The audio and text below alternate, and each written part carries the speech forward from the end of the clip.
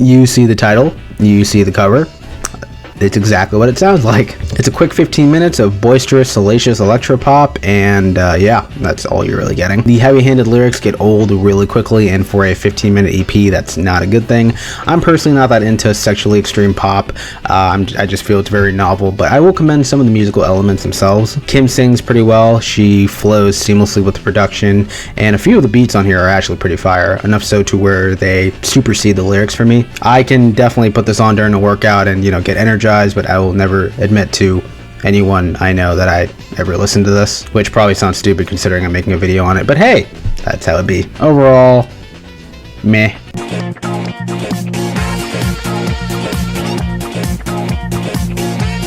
Songwriting wise, I think this album has some of the band's strongest material in a while. The topics of love, death, and everything in between permeates throughout the entire album, paired with some discreet and ruminating vocal performances. The Dream has a few songs that will drag you down into the gutter with it, the heaviest being the song Get Better, a dooming ballad where the song's narrator is telling his ill partner to get better. Throughout the song, you're being led down these trips through memory lane, and in the song's last minute, it completely flips on its head and you're just left feeling devastated. But aside from that, the album as a whole is just very monotone with a few highlights. The production, most notably, is pretty washed out. It's very weirdly mixed and scantily layered.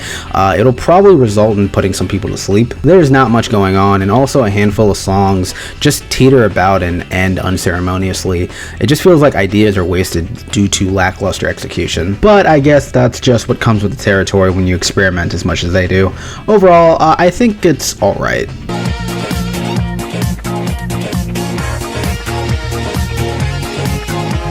Never heard of them before. This is my first go around with their stuff, you know, all that jazz. I thought this was a cool album. The idea of noise pop layered with a dreamy and liminal blanket is cool and is done well for the most part, gives the album a unique personality. Songs like Genius of Evil, House plus Universe, 80s, and Passing Stranger are the dreamiest and most liminal the album has to offer with how deep the effects are, and I think the lyrics and amateur vocals also fit very well with what's happening in the background. I wish the more explosive intended cuts hit harder though. Something about the way the overall album is mixed kind of feels uncalibrated. It's pretty compressed, and yes, I know that's like somewhat nerdy, but I think it would have helped give the audio a bit more bite and depth to it. I also mentioned the amateur vocals earlier and how they, you know, accentuated some songs, but it also served as a double-edged sword, contributing to that lack of bite I was mentioning earlier. Overall, I thought it was a fun listen. I definitely think it's worth checking out.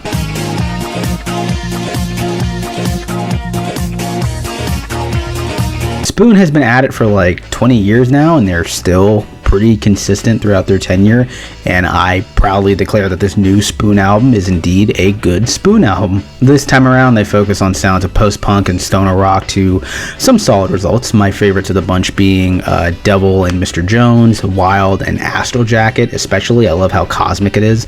There's not really much more I have to say about this. A lot of good tunes, another consistent effort.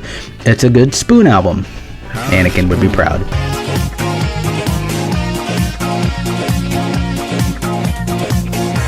I really liked Raveena's last album. I think it had a lot of charm to it, and it was a really calming experience, so I was quite looking forward to her new album, which seemed very conceptual, and I think it's a solid follow-up. It definitely shines brightest in the first half with songs like Rush, Secret, where Vince Staples gives a great feature, Magic, Kismet, Mystery. She brings in grooves and rhythms from past decades of R&B and soul, like the 70s, 80s, and 2000s, and blends them with some South Asian elements of hand drums, flutes, and sitars, which creates a unique playground of sound for Raveena. There's an ample amount of variety to be had. Her vocal performances are breathy and calm, so on paper it has the makings to be a standout album, but I feel like after the halfway point the album starts to taper off as the overall tempo slows down dramatically, and while some of the songs are cool and meditative like Time Flies and Love Overgrown, the others drag on for quite a bit, most notably Asha's Kiss, which at 6 minutes long just overstays its welcome. It's a nice song, but it kind of loses its luster after you hear it the first time. I also feel like the ideas, songwriting, and production wise are just not as strong in the second half as they are in the first. Overall, I do think it's a good album with some flavors to it, and hopefully she continues to expand her sound on forthcoming material.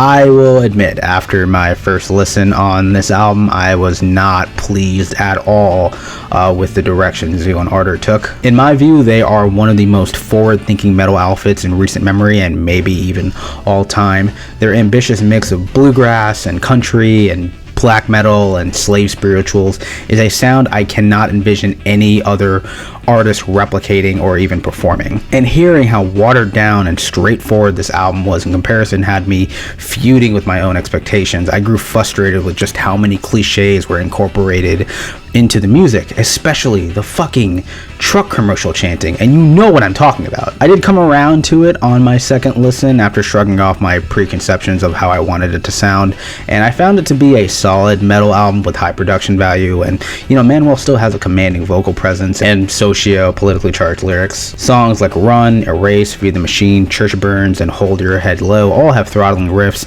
menacing growls, and meaningful progressions with various instrumental directions. They all do start to bleed into one another in terms of like how they have similar structures and approaches, but they're still raging bangers. A couple of songs should have been shaved off, in my opinion, as I thought they made no sense at all in the track listing and severely impacted cohesion, particularly the song Immersion, which has like a futuristic metro pop beat, something I would hear from City Girl. It is then met with like a generic black metal scream and riff to subvert expectations, and then it just loops itself 3 times, making itself to be a pure gimmick. Yeah, overall, definitely not my favorite Zeal Ardor album.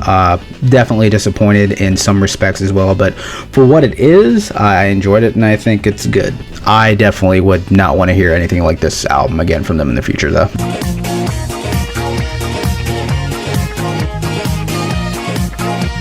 I was thoroughly surprised at how much I enjoyed this album. I haven't really been all that into Fox's music before, and I am typically one to stray away from like commercially sounding electro pop, but this new album won me over with, a lot of fun and expressive dance pop tunes that are just dazzling to listen to. The production is bright and colorful, the vocals and hooks are absolutely stellar. Most of the songs are still in my head, and for me there was rarely a lull in the track listing aside from the closing track, which is just your generic like acoustic / piano ballad to end off a pop album. Really hope that trend would die, but whatever. My favorites off the album being Sister Ray, Bodysuit, Absolute, and Forgive Yourself. It reminds me a lot of when Carly Rae Jepsen broke through with her album Emotion. Nobody really expected that high level of like quality from her, and I feel that is the same for Fox's in this scenario as well. I don't think this album reaches that peak that Emotion did for me, but I do think this is an effort that will propel Fox's to new heights in her career. It also has me really excited to hear what she does next. Overall, I think this album is great and it will definitely surprise a lot of people.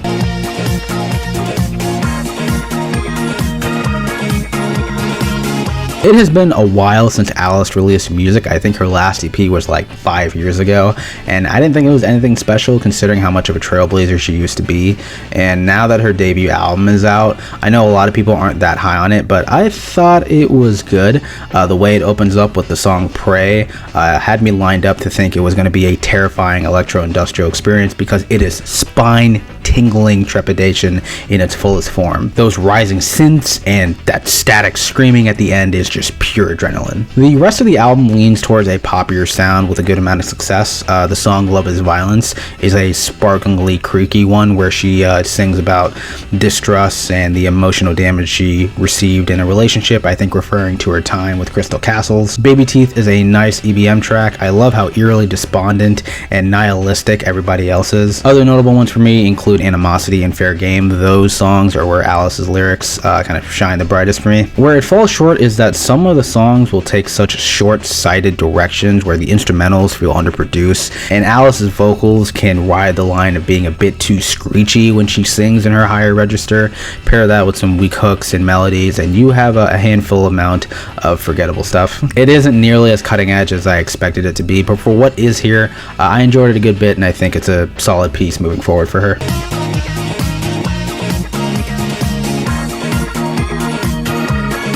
Since Orville's debut album dropped like 3 years ago, I've been keeping a pretty close eye on him. His renditions of classic country and alt country to me feels venerating yet original, with a big melancholic twist thrown on top. Plus, his music videos are bomb. So, similar to how Beach House is rolling out their new album, Orville is following suit by releasing it in chapters, and this first one has me pretty excited for the whole shebang later this year. Come On Baby Cry is a great song. His lovingly open vocals and crooning is very sweet. Daytona Sand, despite its soft, rummaging drums, is sombering in a weird way. My favorite song on this EP is absolutely Out of Time. I love the warm guitars and laid back swooning. Wasn't that into the last song, Any Turn, but regardless, I think this is a great taste of what's to come.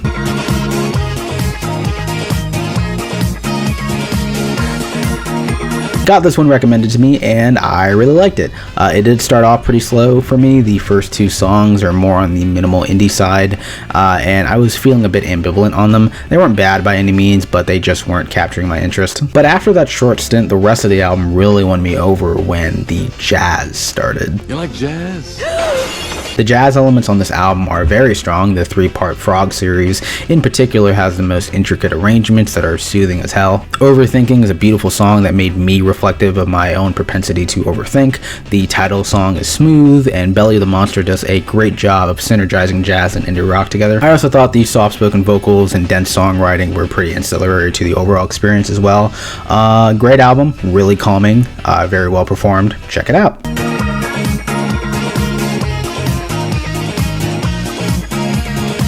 This album is awesome. It's some of the best atmospheric metal that's been released this year, and I love how epic it sounds. There was clearly a lot of attention paid towards crafting these gargantuan soundscapes that are vast, focused, intense, and fulfilling. The atmosphere this album creates is one where I feel like I'm on a Viking ship in the middle of a storm, staving off pirates, natural disasters, and krakens on my journey home. The riffs are killer, the progressions, all those seemingly copy-pasted from one another, are massive. The vocals are visceral. I never got bored while listening to the 9 to 12 minute songs. Can't say the same for some of the shorter songs, which are more so just for world building, but even they contribute to the album's overall sonic narrative, especially that last song with Colin Stetson. It is just...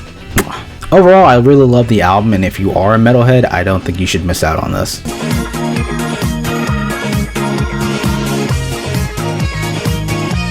I gotta say, when I saw this album was 20 songs and an hour and 20 minutes long, the typical concerns regarding this lengthy of an album did cloud over me, but I have to say it's damn near flawless because the numerous directions the band takes on this album makes you feel like you're on a countrywide road trip. Different sections of the album sport drastically different scenes and aesthetics, which makes sense considering they were recording the album in 5 different places, so they were in separate headspaces, but to express that in pure musical form is a colossal achievement in my eyes. It is not an easy thing to do at this high level of quality, and of course that impacts the vocal and instrumental performances, which are absolutely incredible. Adrian's vocals and songwriting are nothing short of stellar. She's at the top of her game, and the production here varies from woodsy folk to foresty blues to lavish Americana without ever feeling out of sync with one another. It's so beautiful. It's incredibly impressive just how cohesive this album is, considering all of its moving parts and contrasting moods and distinct song topics. They managed to pull it all together and made every song essential, no filler to find anywhere here in my opinion. I have a ton of favorites on this album, like 18, so not gonna waste your time with that. It's my favorite album of theirs so far. It's my favorite album of the week. You gotta check it out if you haven't. The hype around it is absolutely justified. Here's a tier list of how much I enjoyed the albums I heard last week to help visualize my overall opinions. That being said, I would love to hear your thoughts on this episode's albums you heard that I didn't mention. Leave a comment down below. Please like the video if you enjoyed it, consider subscribing, and thank you for watching the video. I will see you guys next time.